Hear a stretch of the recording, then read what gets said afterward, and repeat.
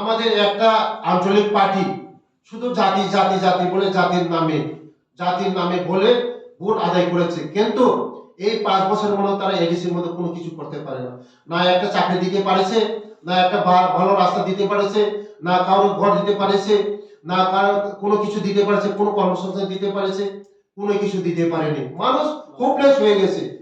মানুষ মনে করছিল যে আমাদের একটা রাজঘরানার রাজ পরিবারের একজন লোক, তাই না, ঠিকই আমাদের করবে, কিন্তু করতে পারেনি। আমাদের জনজাতিদের আশা আকাঙ্ক্ষা করতে পারেনি। একমাত্র এই 5 বছর দেখেছে কোনো কিছুই করতে পারেনি। কোনো কিছু আমাদের জনজাতিদের হোপলেস, আশা শেষ।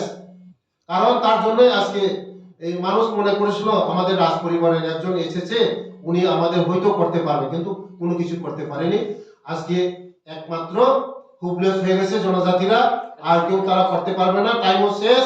আগামী দিন করলে এডিসির মধ্যে আমরা চাকরি দিতে পারবো, এডিসির আমরা ট্রাইবেলের জন্য রাস্তা দিতে পারবো, জল দিতে পারবো, কর্মসংস্থান দিতে পারবো, সব কিছু পারবো।